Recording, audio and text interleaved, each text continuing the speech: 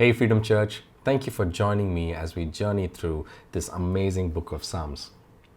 I am Praveen from Freedom Chennai, and today we're going to look into Psalm 6.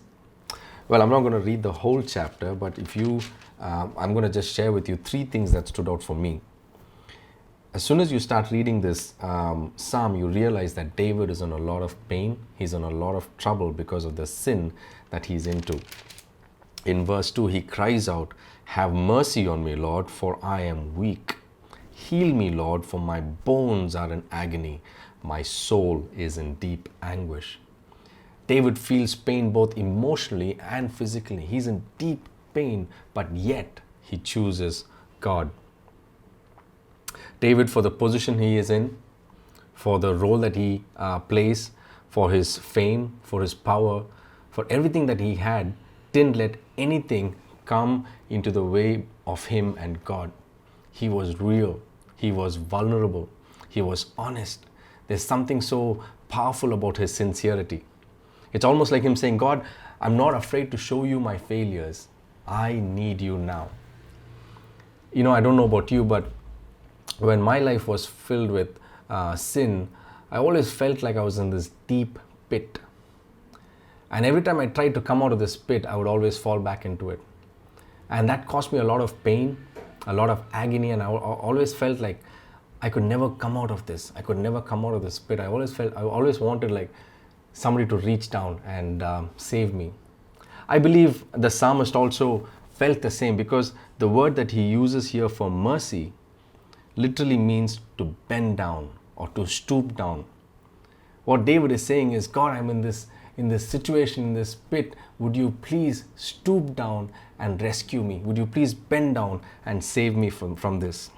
There is a raw sense of sincerity, a raw sense of humility that David displays here. In the New Testament, in the Gospel of Mark, chapter 14, you see Jesus almost uses the same words. He says, "My soul is overwhelmed with sorrow to the point of death." Verses 34 to 36. And he goes on to pray, "Abba, Father, if it is your will, take this cup away from me." If there's one thing that we can learn from David's life and Jesus' life, is that when you're in deep pain, emotionally, spiritually, physically, we need to come and surrender ourselves to the Father. The second thing that stood out to me was from verse 6. David writes, "I am worn out from my groaning. All night long I flood my bed with weeping and drench my couch with tears." The thing that stood out for me was David's bold honesty. And the reason that it stood out for me was, if you look back at Psalm 3 and Psalm 4, David talks about his confidence in his Father, which gave him this peace, that he was able to rest and sleep like a baby. And then two Psalms later, he says, "My bed is flooded with tears and drenched with my weeping." Isn't that similar to our Christian life, that one point, one stage, one season, we are really tight with God, we're really close. Maybe we are part of all kinds of church activities, maybe part of the worship team or did leadership academy, or maybe even went out on a church plant. And then we allow sin to creep into our lives, and that causes a distance between us and God, and then overnight things change. David understood that. David knew that in his life, there's one time he was really, really close. He was really confident in God, and then overnight things changed.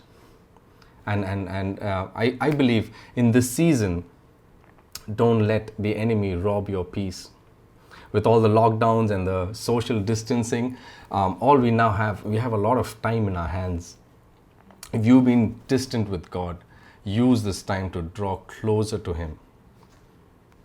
The third thing that stood out to me was from verse 8. And David knows that the enemy, his enemy, the devil, works overtime. You see, he says, "Away from me, all you who do evil, for the Lord has heard my weeping. The Lord has heard my cry for mercy. The Lord accepts my prayer." I recently read a news article that said that a famous pornography site and maybe and some movie streaming sites are allowing people to now access their content for free. The enemy is working overtime to rob and steal your time away from God. He wants us to be as far as possible with God. And that's why, and David knows that, and he says, away from me, you enemy, I rebuke you. And then he says, because of that, God accepts my prayer.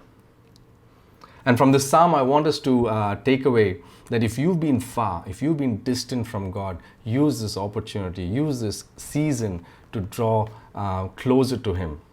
Like David, let's be sincere in our confession, bold in our honesty, and rebuke the enemy.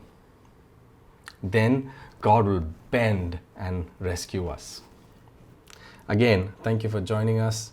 See you tomorrow as we read Psalm 7.